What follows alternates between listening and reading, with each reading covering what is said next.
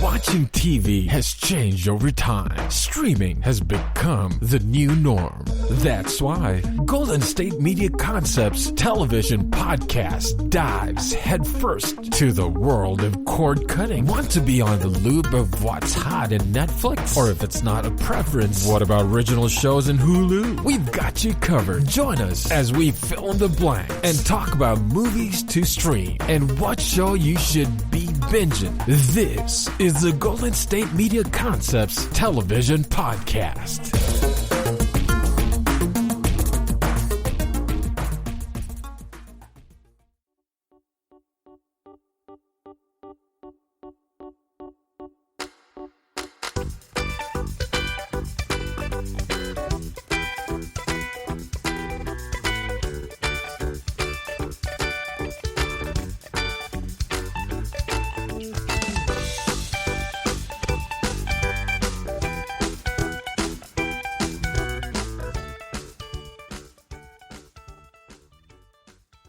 Thank you for tuning into the GSMC television podcast brought to you by the GSMC Podcast Network. I'm your host, Jennifer, and today we will be discussing superhero shows. Oh, I love superheroes. They're so awesome. They have powers, they have smarts, and they have kick-butt, action-packed adventures. Yay! The first one we will be talking about today is called DC Legends of Tomorrow. Basically, DC Legends of Tomorrow is a crew of time-traveling awesome heroes. They commence of Sarah, who's the leader. And we've also got Constantine, who is our resident demon and ghost expert.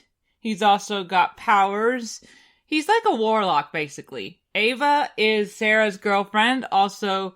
She's like, well, basically right now, she's like the second in charge because she used to be in charge of one of the main areas. Like, she used to be their boss, but now she's really more of a hands-on director and stuff. Then we've got Rory, who used to be a criminal himself, but now he works with the team. We've got Zara, who's basically going through a different kind of thing right now. I mean, one point, she was our Zara, who we all knew as the one who controlled one of the totems, but then the new timeline started. That's what happens when you have a show that works with time and space. And now she's dating Constantine. So that makes things difficult for the one she was once dating in the other timeline, Nate, who's like our resident expert on history. So he's our history buff. And we've also got her brother on the team, who is named Barad. Together, they work to solve problems that happen in history. Sometimes it's their fault, other times it's just a phenomenon.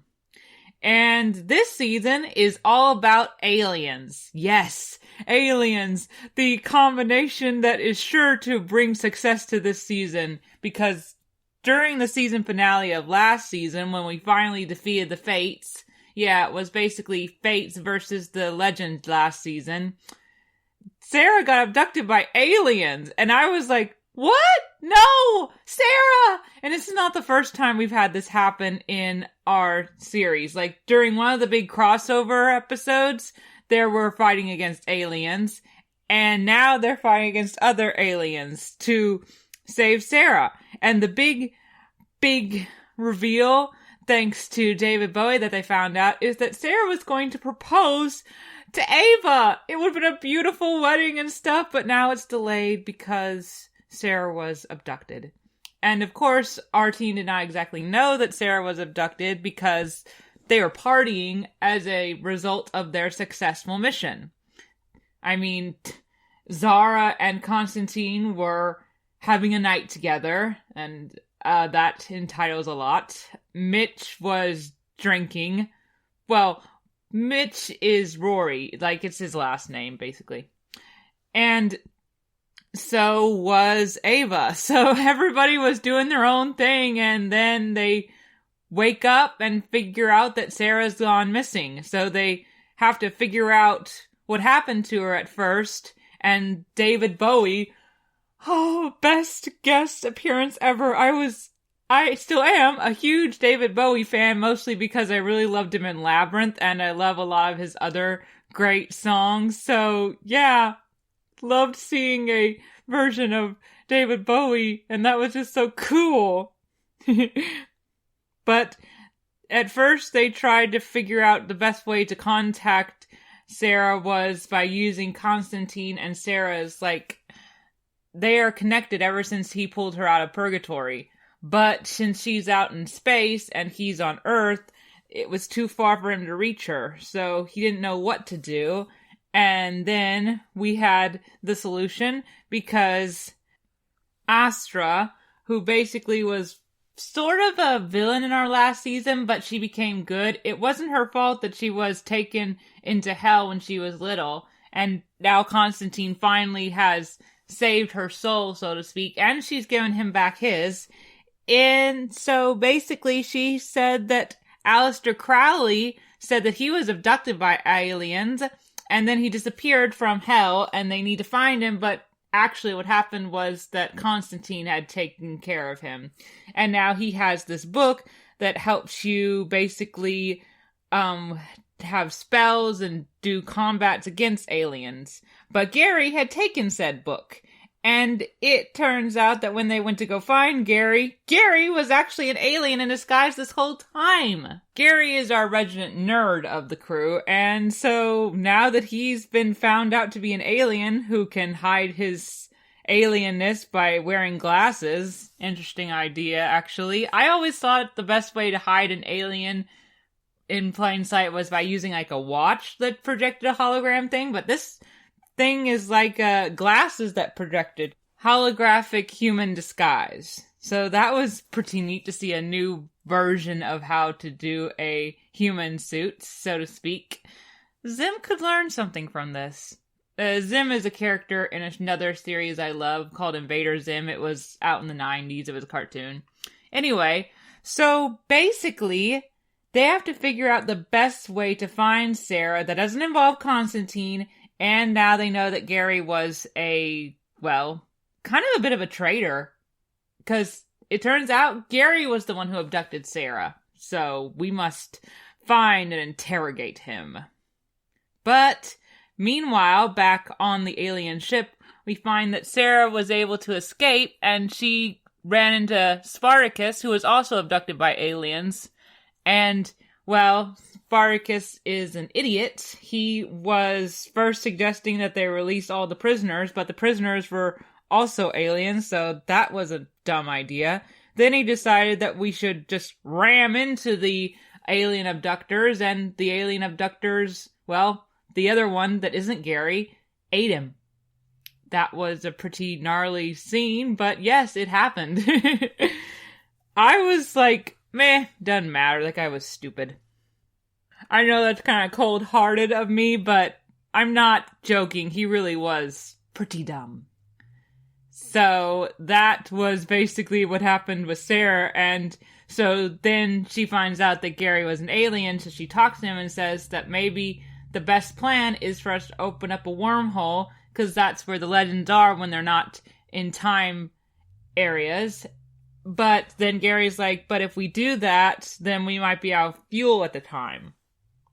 And she's it doesn't matter. I want to find my girlfriend and the rest of the team. So we're doing this, Gary, and you need to get some backbone. Because this is your fault in the first place. But it's not Gary's fault that he got found out by his boss. He needed to redeem himself, but he had a plan. It was his fault that Sarah was able to get loose. So, yeah, Gary's not so bad. He's just makes mistakes. Everybody does that. Anyway, so, meanwhile, our Legends crew, they found out about this girl who has this, ability to contact aliens. She thinks that there's a chip inside of her head, and her name is Spooner. And she's a pretty interesting character. I like her. So, they are able to contact Sarah and Gary open the time hole, but in the process, they also released a whole bunch of aliens into the hole, and now aliens are going to be scattered throughout time and space. So that is bad. So, will Sarah and Gary be able to get through the hole before it closes up? You have to watch and find out. Clearly, this is going to be a fantastic new season, and I gotta applaud everybody in the crew. That includes the actors and actresses. So, let's go through them.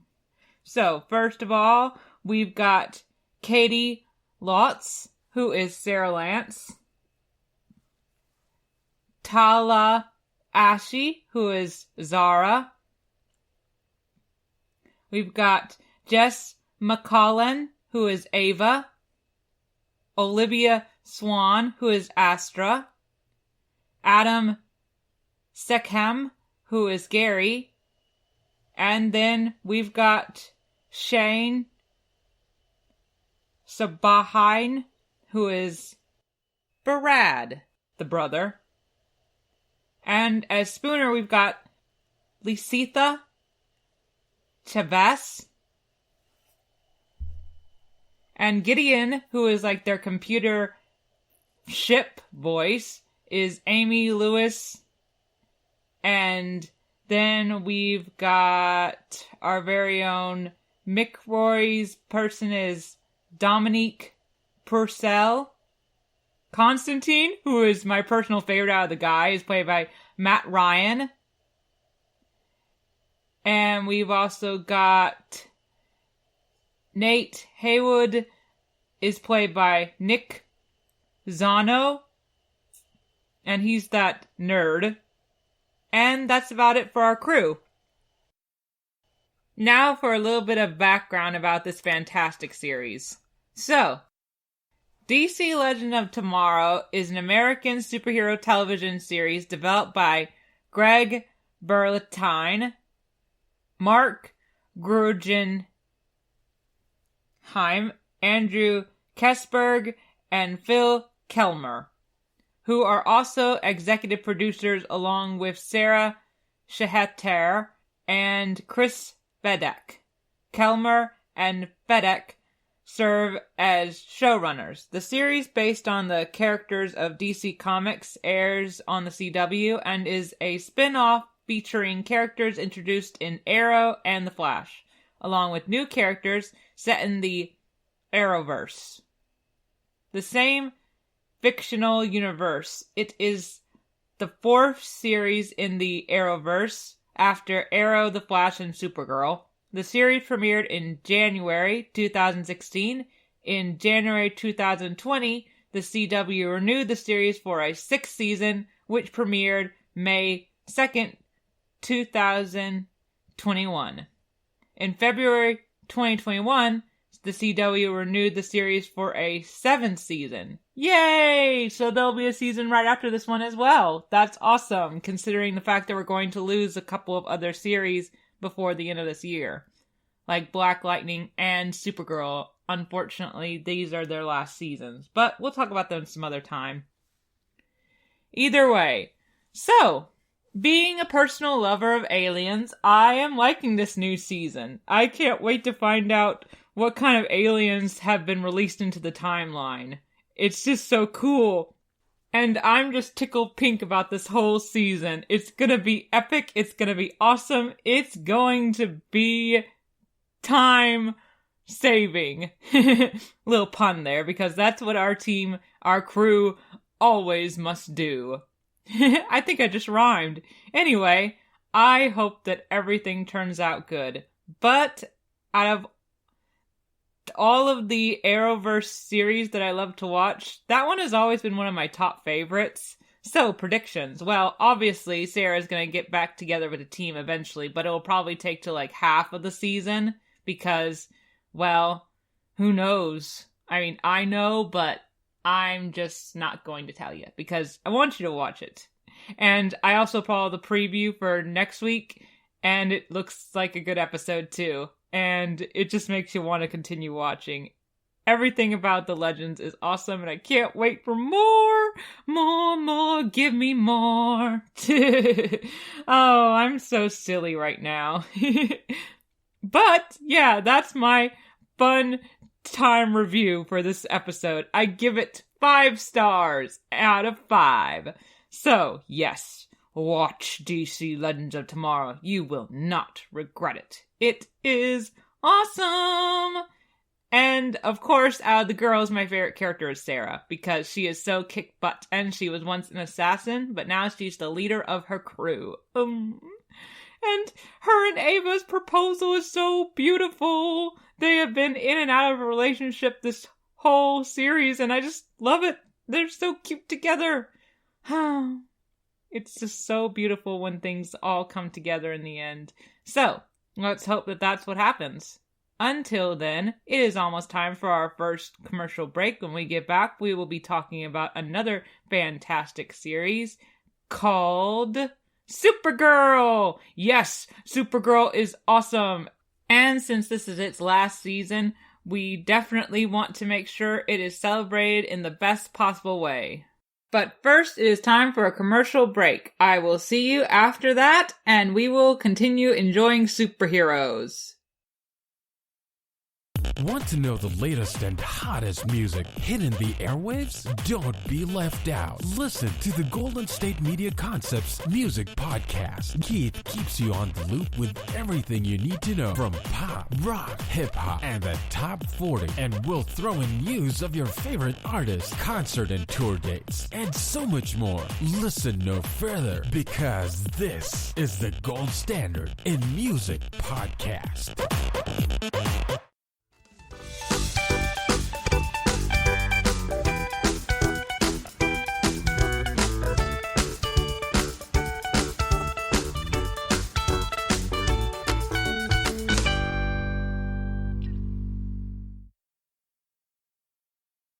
Hello and welcome back to the GSMC Television Podcast. I am your host, Jennifer.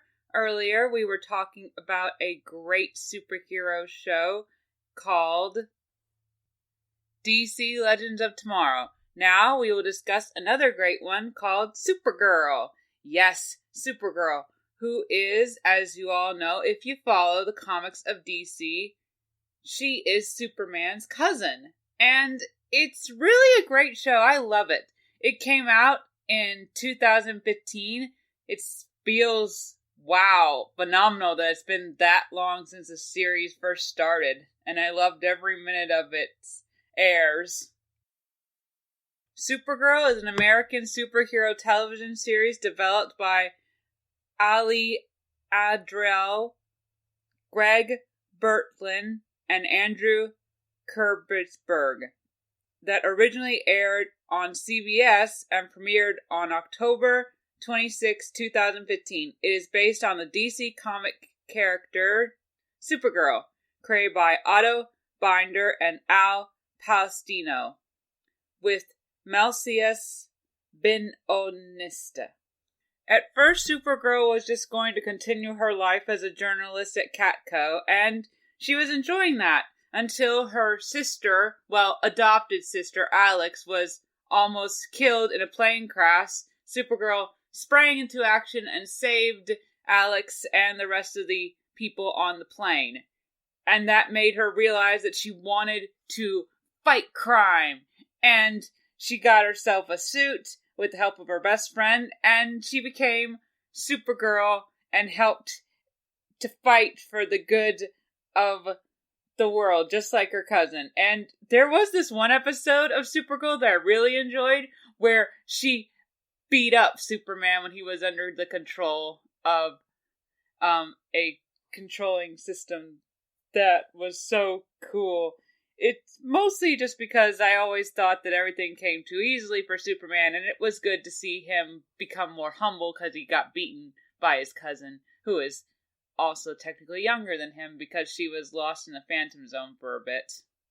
And now, ironically, she's also lost in the Phantom Zone, but this time she's not inside of a pod. She is inside of it herself, and her friends are trying to get her out. She's been trapped there ever since the season premiered, and it's all was thanks to Lex Luthor, who we hate so completely.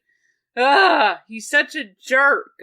And like I said, 15 minutes ago, this is the last season of Supergirl, and I'm just so sad that this is the end. And it's not fair, but oh well. It has been good while it lasted. And I have to give our props to the people who play these awesome characters. Kara, or Supergirl, is played by Melissa Benoist. And Alex Danver is played by Siler Lay. We have David Harwood plays John Jones, or the Martian Manhunter, who is a great character. He's been more like a father figure for the girls. It's really is amazing what all he does for them. And we love him so much. We also have other characters like Kelly Olsen, who is played by Azzy Tessafaye, and she is Alex's girlfriend, and she's also, well, she's a bit of a doctor / therapist, so I really like her role in the series. Then we've got Brainy, who's played by Jess Rath, and Brainy is like an alien who's really funny. He's, like, if you've ever seen the character on Superman called Brainiac, he's one of those species, but he's good. Because Brainiac was evil villain, and we should never trust him. Another character that we've got on the series is Nina, or her superhero name is Dreamer.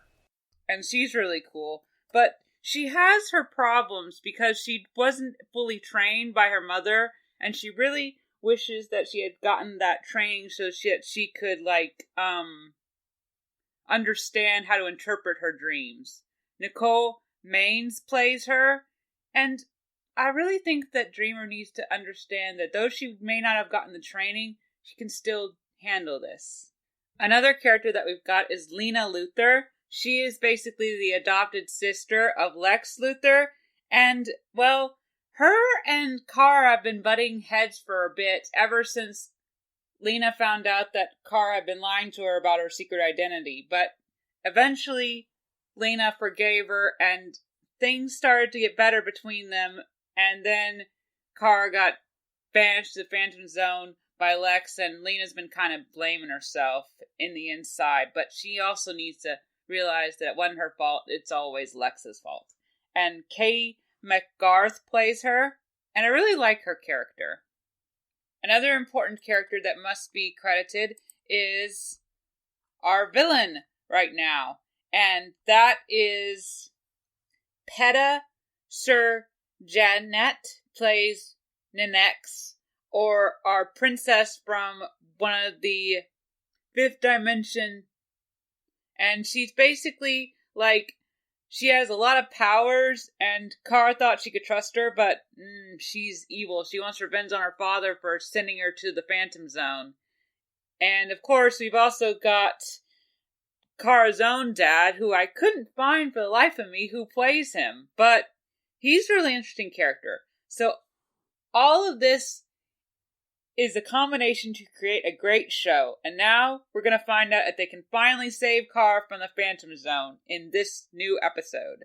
So, they are headed off to the Phantom Zone, and they've all got a big plan. Basically, they've got one Phantom, which they will use to track down Kara, because they've got her DNA, and he'll be like a bloodhound. They got the DNA when they went back in time, and now they're just going to go through the Phantom Zone to find her. But the problem is that when they're in the Phantom Zone, they'll be exposed to this fear factor. So they'll basically see their worst fears come to life, and they need to not fall for that. Otherwise, they'll get distracted, and their shields will only last for 2 hours. So they need to hurry and find Kara as soon as possible. But when they arrive, well, turbulence causes the Phantom to be able to get loose, and he starts sending out his fear stuff to everybody on the ship. Now, John Jones, later on we find out, was not affected because of his abilities as a Martian, but everybody else was. We've got Brainy, whose worst fear is apparently balloons. This makes me think of what happened when I was watching the review of It from the Nostalgia Critic. He was like, balloons aren't scary. Well, apparently, Brainy would disagree with you. He is very scared of balloons. I don't get it, but oh well, Brainy is weird. The next worst fear comes from Alex. She's afraid that everything will fall apart because of her. See, the Phantom had also gotten loose in her dream, and it had scratched her, and now all the Phantoms are just around to try and destroy the ship, and she's just afraid that if she doesn't leave the ship, then everybody she cares about will die. Then we've also got Lena's dream is that a Kelpie is on the ship, and apparently that's her worst fear, plus drowning, because, see, a Kelpie is like this creature from myths that will drown its victims. Usually they look like a horse, but when you see it in Lena's dream, it looks more like, kind of like the alien from Aliens, and, in water form. It's creepy, but also very coolly animated, if you ask me. And everybody else has drowned, and now she's about to die, but she realizes that this is a dream, and she's trying to think of something that's real. On the other hand, there's Kelly, who also is having a bad dream, and she dreams that everybody is being controlled by the Phantom, and she, being a weak human, can't stop it, and that's her worst dream, and everybody's going to attack her. She's trying to appeal to Alex's nature because she loves her, and that helps her to get through to Alex, but she's still dreaming that everybody else is going to die and stuff, because she can't win because she's a human. The other dream scenario is with Nina, and she is dreaming that because she misinterprets her dream, everybody is going to die. And so, yeah. I mean, just like the Phantom keeps getting out and the containment keeps getting broken, she misinterpreted her dream that the Phantom had gotten out, but in reality, the shield went down and she was just like too late, and Brainy's about to fall out of the ship and into the Phantom Zone. So she's got to figure out a way for this to stop. They've all got to do their thing and remember what's real and what's not real, but they're not doing so well. So here comes John, and since he's the only one who hasn't been really affected, he's the one who has to fight the Phantom. Will he succeed? Well, I'm not gonna tell you, because I want you to watch this episode, because it's really cool. The whole people being exposed to their worst fear reminds me of Nightmare on Elm Street, and I really do like that movie. See, it's all about a creature that enters your dreams and exposes you to your worst fear, and then he kills you. What happens in the dream usually affects what happens in real life. So, I think that this episode is really good. I'm excited to see how everything turns out, because everybody is on the edge of their seats. Everybody is worried. Everybody is terrified and scared. This shows you how much your fears can really influence you. You really need to learn to face your fears. Otherwise, they can overpower you and make you second guess yourself, or even make you not succeed and do what you really need to do. That is a lesson that this show could teach you. Your fears may be realistic and scary, but they shouldn't control your life. Like, Lena has been blaming herself for her mother's death because she drowned and it was right in front of Lena and she didn't do anything. You shouldn't blame yourself for something like that. You were just a child, for one, and for another, if you had tried to help, you could have ended up dead yourself. It's not your fault. You should never blame yourself for something that was out of your control. Now, if it was in your control, then yes, blame yourself. But no, in this scenario, she did not cause her mother's death. And she needed to let that go and realize that blaming yourself for all these years was silly. And if it wasn't for Lena, then we wouldn't have this portable sun that she invented to help recharge Supergirl's powers. And that's going to come in handy, I bet. Anything. And then you also got to think about Kelly. Just because you're a human does not mean that you are useless. You can do stuff. And then there's Nina, who thinks that she can't interpret her dreams the right way because she did not get the full training and she didn't have her mom. Well, no. You've done a lot of great stuff, Nina. You are awesome. You're amazing, and you're a great hero. Brainy, I just think that your fear is weird, so...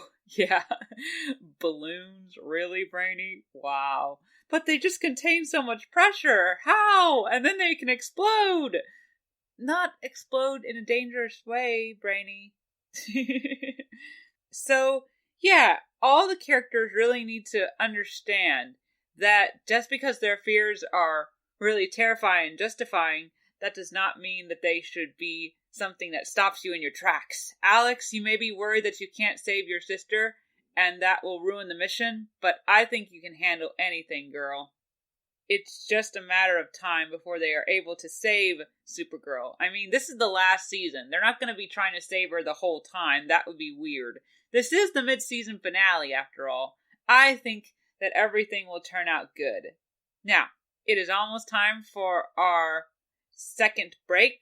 When we come back, we will be discussing Titans, which is this Real People show on the DC Universe Network, and it's really good. It's all about the Teen Titans, and I don't mean lame versions like Teen Titans Go. No, I mean the kick-butt superheroes that we used to love when it was Teen Titans. But until then, I hope you all enjoy the commercials. We'll go check out Supergirl because it's amazing. And I will see you in a couple of minutes. Until then, face your fears. You won't regret it. Tired of searching the vast jungle of podcasts? Now listen close and hear this out.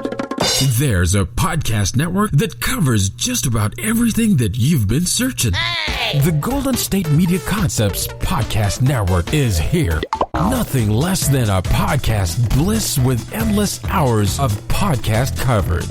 From news, sports, music, fashion, cooking, entertainment, fantasy, football, and so much more. So stop lurking around and go straight out to the Golden State Media Concepts Podcast Network. Guaranteed to fill that podcast itch. Whatever it may be. Visit us at www.gsmcpodcast.com. Follow us on Facebook and Twitter, and download us on iTunes, SoundCloud, and Google Play.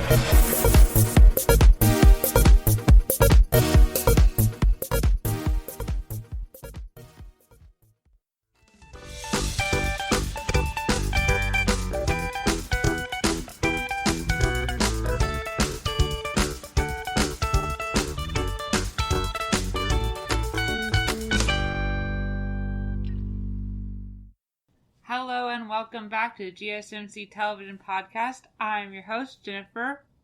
Previously, we were discussing two great superhero shows. The first one was DC Legend of Tomorrow. Then we discussed Supergirl. Now we're going to talk about another series called Titans, which is a show that is about the Teen Titans. And I mean the good Teen Titans, not the stupid, idiotic show that's on Cartoon Network right now.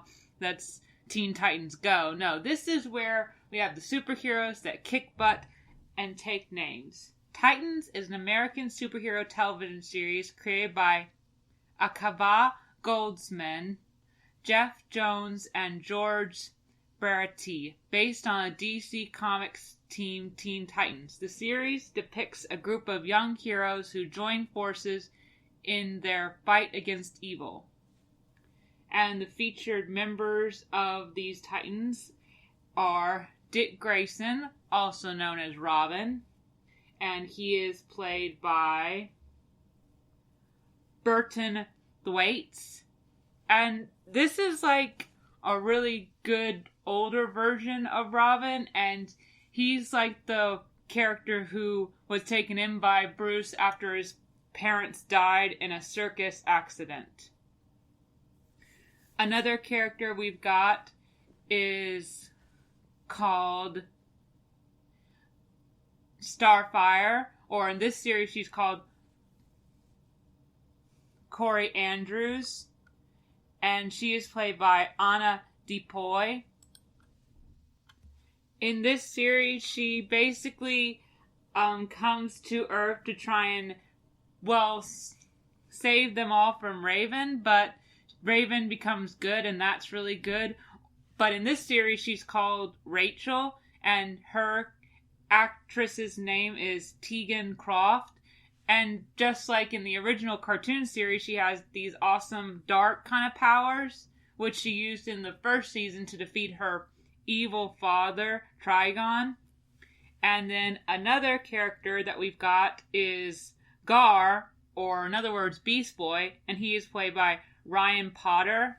And, in the original Teen Titans, he could turn into any kind of animal, but in this one, he seems to only turn into a green tiger, which is really cool, but still kind of sad. Then we've got another Robin. See, Batman took in a whole bunch of different Robins, and this one is Jason Todd, played by Curran Walters. And, he's got some issues here and there. For one, he's in the shadow of Dick. For another, he's just one of those teens that's, troubled the whole series. And then we've got another character named Dawn Granger, or Dove. She is a old member of the team, and she's played by Minka Kelly. And she's a really cool character. I like her. But she's also got, a bit of a relationship with another member of the team named Hawk, and he's played by Alan Richardson. And both of them are really good at fighting and stuff, but they don't really have any superpowers. But that doesn't matter on a superhero team like this.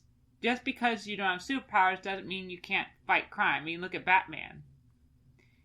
And then another character that they've got is Rose Wilson, and she is played by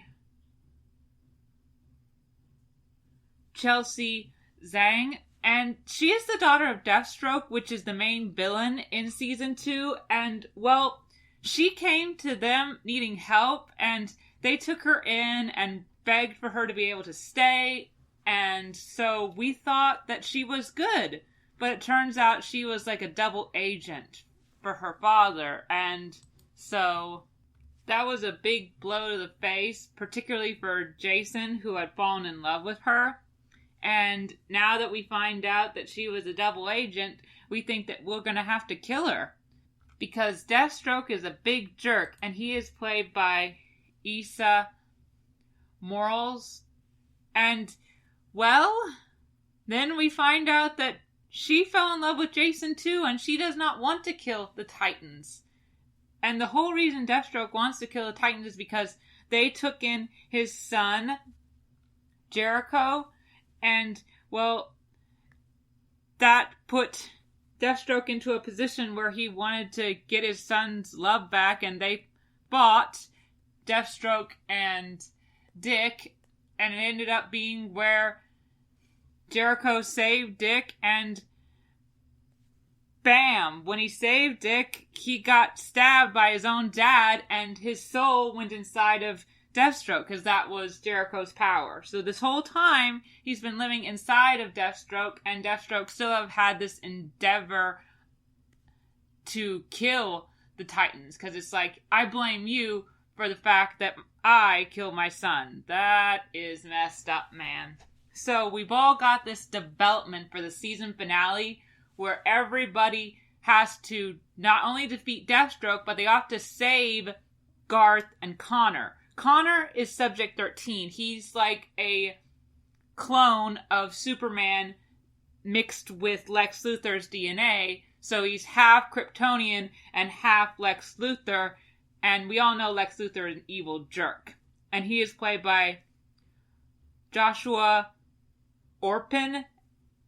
And I really like Connor. I used to watch the series Young Justice, and he's in there, and just seeing him being controlled by evil group named Katniss, And it's just, no. That's not fun, because all that group cares about is money, and they have basically brainwashed poor Connor and Garth to fight, so that they can show that to their bidders and basically make them pay a lot of money for Connor to become their new super soldier, and that will end up killing Garth in the process. So that all ends up being our setup for the season finale. And I forgot to mention one other member of the crew, who is Wonder Girl. She is played by Connor Lessiel, and, well, she is a great character. She's an adopted member of the Amazon, sharing their enhanced physical abilities, formerly Wonder Woman's sidekick, and she's a good friend of Dick's.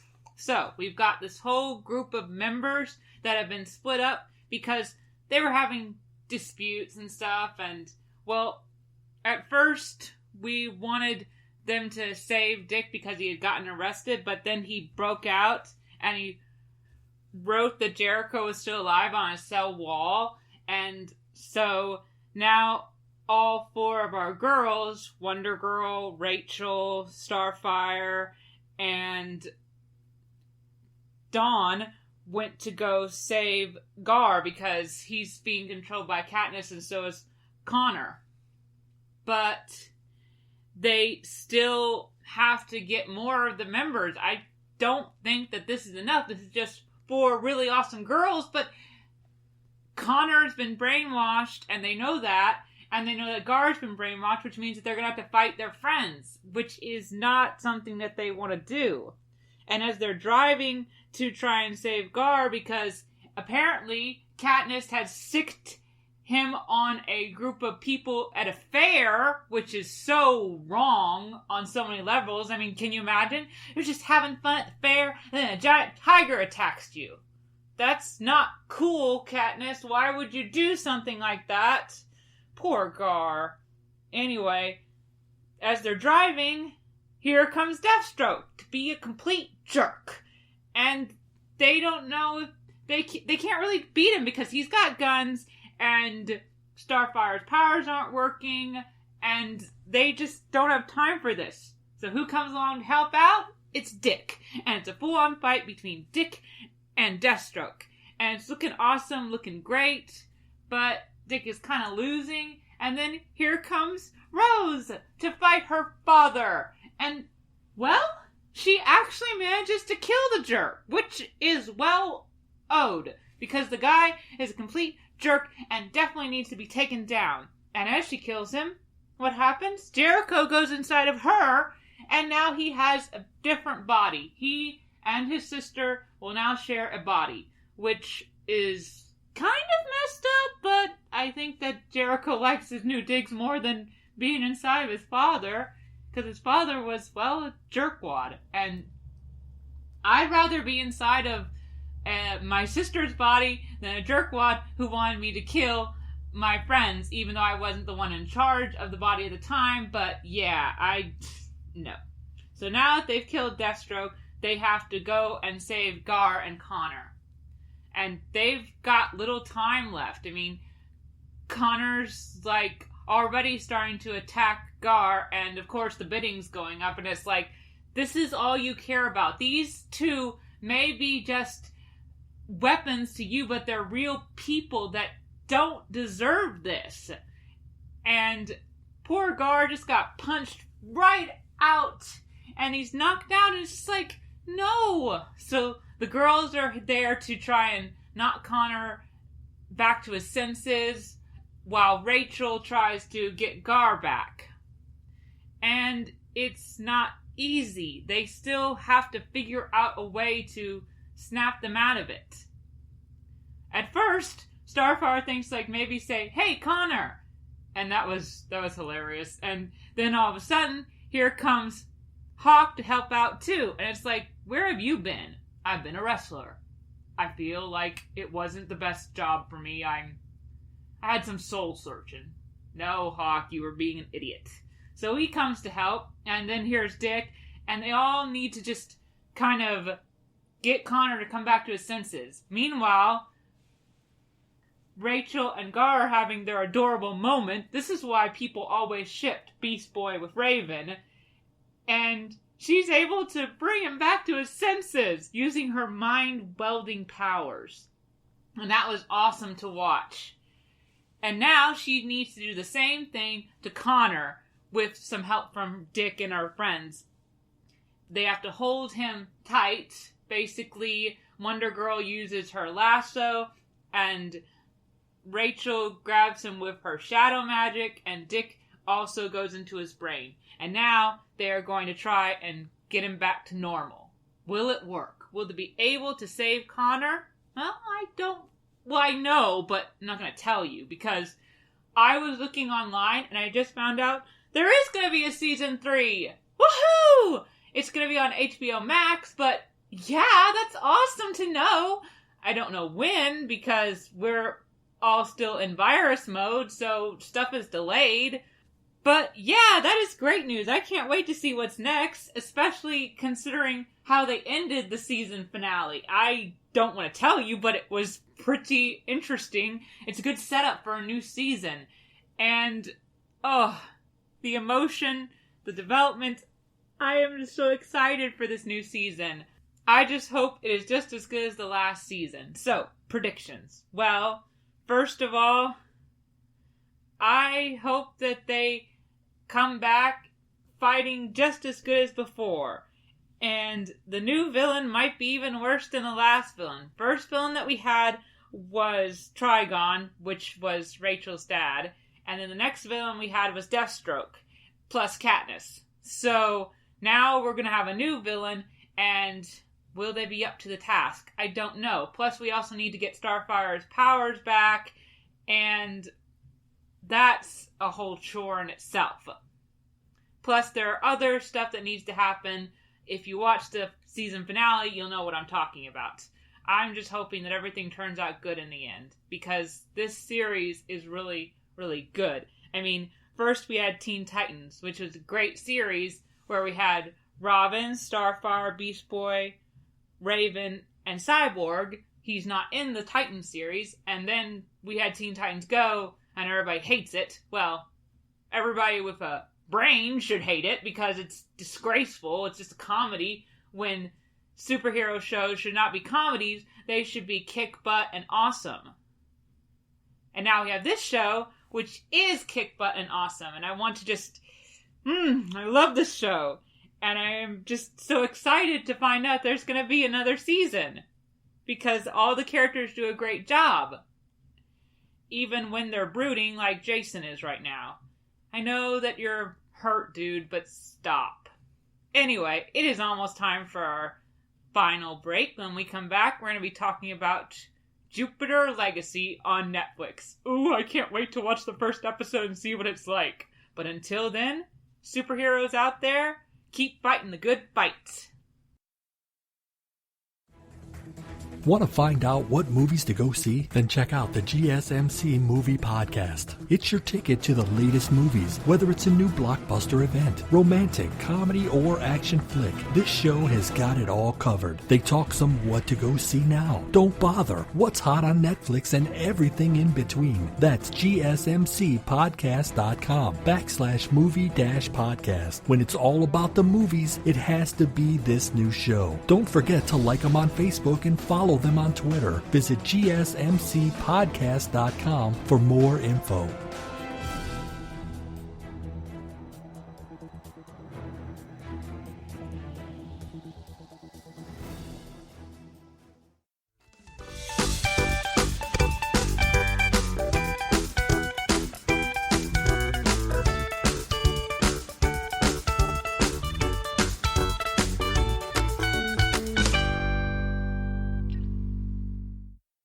Hello and welcome back to GSMC Television Podcast. I am your host, Jennifer. Before the break, we were discussing 3 great superhero shows, DC Legend of Tomorrow, Supergirl, and Titans.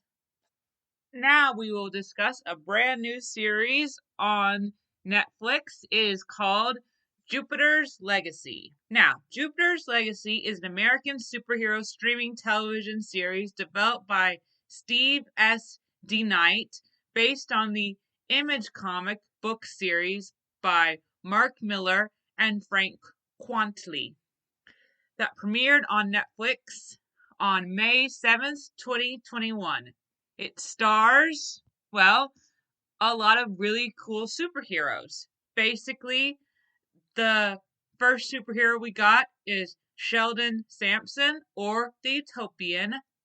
He is played by Josh Duhamel, and basically he's a superhero who was once a businessman and then he got powers, and we're basically getting to see how he got powers in some of the flashbacks, but it hasn't shown us all the flashbacks just yet. The only flashbacks it's shown is this flashback that occurred, basically it's like shortly after his father's suicide in 1929. Yes, our superhero's father committed suicide. It was basically triggered by Black Tuesday because he was a businessman and he's all like, my business is going under. I have nothing to live for. Therefore, I will commit suicide. And I was like, really? That's not what you're supposed to do. I know that I shouldn't be making fun of suicide because it's a really terrible thing, but I don't think because you're losing money you should commit suicide. That sounds dumb. Either way, I haven't found out just yet, but after the death of his father, he travels to an uncharted island in the Atlantic Ocean where he and his brother Walter and 4 others receive superpowers. He then creates a superhero team, and his super guidelines: never kill anyone, never interfere in politics, remain unchanged over the near century of his adventures as the Utopian. However, the next generation of superheroes, including his children, struggle to live up to his rigid ideals and high expectations. So basically, the whole series is following this life of a superhero / dad. And, well, when you're a superhero and a father, sometimes you have to choose between being there for your family or being there for the whole world. And from what I can tell from the first episode, he usually chose being there for the whole world, which made his daughter, Chloe, grow up rebellious because she's like, you're never there for us, so why should I care? Now she is older, has become obsessed with drugs, and a model. So instead of using her powers for saving the world like her brother does, Brandon strives so hard to become the next Utopian and become like so great in his father's eyes. She is just living kind of a normal life, but she still has powers. And the people who play those 2 characters are... Brandon is played by Andrew Horton, and his superhero name is the Paragon, and his sister is played by Elena Camporis, and their mom is played by Leslie Bibb. And then there's also Walter, or Brainwave. He's played by Ben Daziel. And then we've got a whole bunch of other superheroes on this team. And so basically, the whole first episode was showing us how their life is. As I said before, the daughter's rebellious, the son's living in his father's shadow, and nothing's good enough for his dad. And of course, they know other children of the superheroes, and, well, it's just not ideal life because the world is split between people. The bridge between rich and poor is just so big, and it's just not what the Utopian pictured. He pictured a utopia just like his name entitles. But the world has never been perfect. His brother's thinking maybe they should interfere more, but he's like, no, we never break the code. We don't kill, we don't get involved with politics. I don't know, man. It seems like sometimes changing the rules can be a good thing. But that's just my opinion.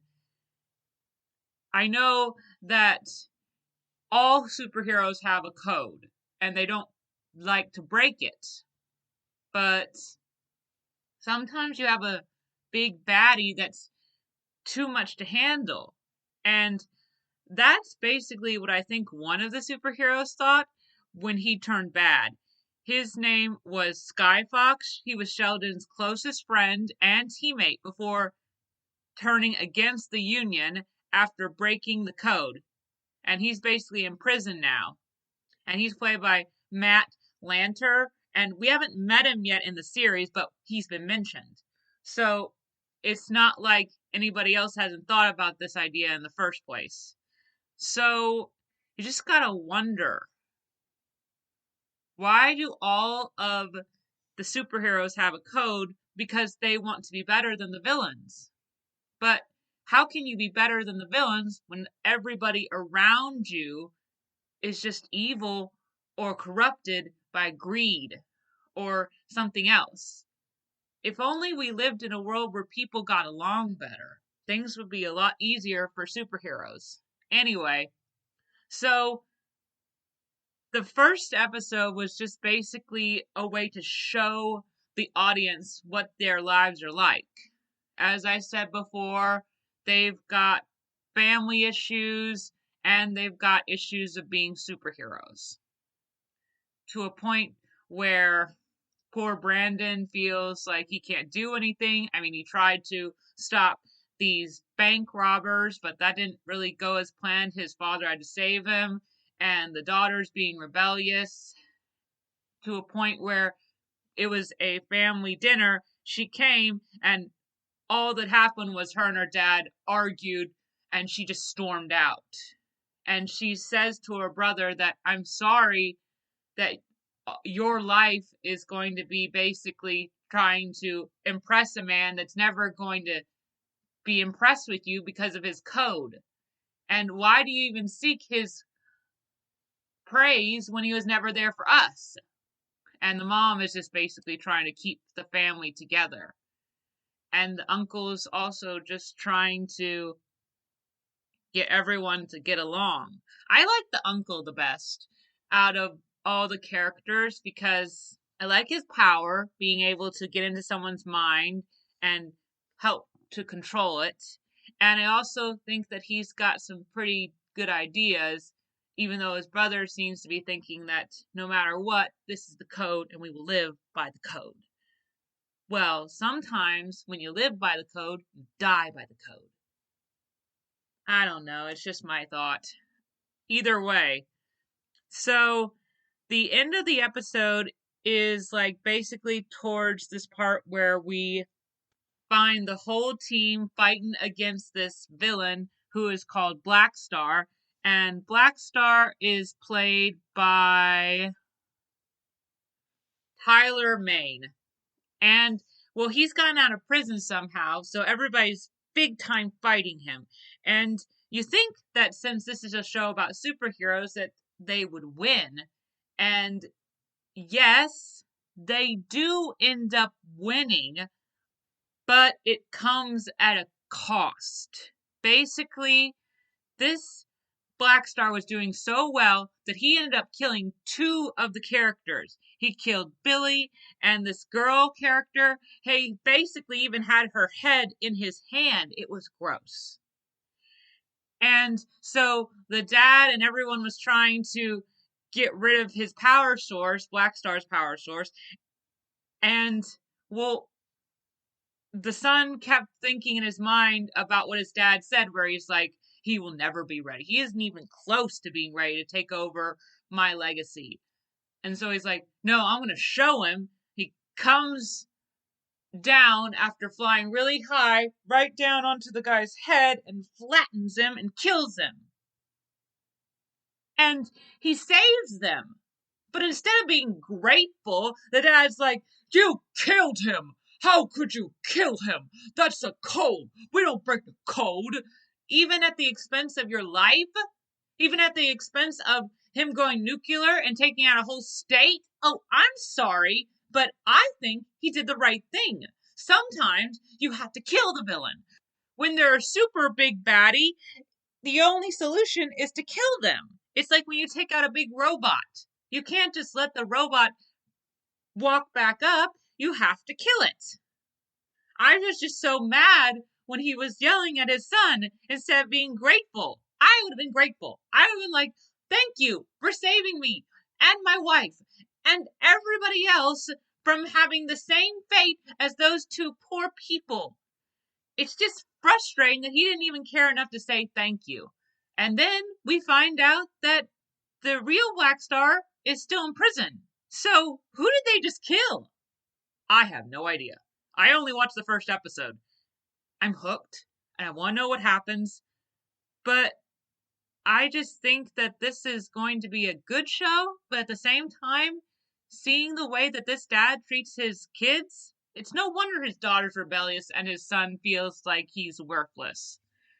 I mean, he's not a bad dad. He just has too high of expectations to really be the best dad. Maybe it's because he's still hurt that his dad committed suicide. I don't know. I seem to be coming across a lot of shows with people trying to commit suicide. Either way, I guess out of the shows that I've watched for this episode, I'd have to say my favorite was probably Supergirl, and I'm going to be sad to see it go. Then DC Legends of Tomorrow, and then Jupiter Legacy and Titans, mostly because I'm just eager for the new season of Titans, and, well, I don't know. I'm not a patient girl. Either way, well, I hope that because of this episode, you'll want to go see those shows because they're awesome. And I have always loved to watch superheroes being there to fight the good fight. Even though they're not real, it's still good to look up to someone like that who sacrifices for the greater good. Anyway, I am thinking that the next episode should be an anime episode again, because Castlevania is having a new season on Netflix, and I particularly really want to see and enjoy Castlevania. Not to mention, I didn't talk about Food Wars during my last anime episode, and I really liked that show.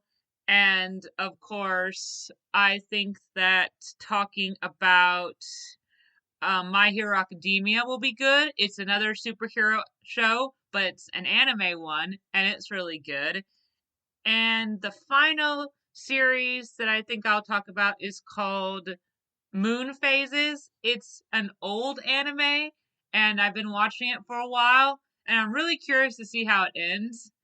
And yeah, it's online, so I hope that you'll enjoy hearing about these 4 animes because they're really good, or at least I hope they're really good. I haven't seen the new season of Castlevania. I'm just interested and excited to watch it. But that's for next week. In the meantime, gosh, I just really do like watching superhero shows. To tell you the truth, I'm more of a DC fan than a Marvel fan, mostly because I think that Marvel does great at movies, but DC does fantastic shows, and I grew up with DC, so I'm always going to pick DC. Because it takes a lot of hard work to create a bunch of episodes for a series. More work than it takes to make a movie, even if it's great. Anyway, I hope you'll all remember to like and subscribe, and check out the other podcasts on the GSMC Podcast Network. Until next time, I'm your host, Jennifer, and I will see you next week. Bye! You've been listening to the Golden State Media Concepts Television Podcast, part of the Golden State Media Concepts Podcast Network. You can find this show and others like it at www.gsmcpodcast.com. Download our podcast on iTunes, Stitcher, SoundCloud, and Google Play. Just type in GSMC to find all the shows from the Golden State Media Concepts Podcast Network, from movies to music, from sports to entertainment, and even weird news. You can also follow us on Twitter and on Facebook. Thank you, and we hope you have enjoyed today's program.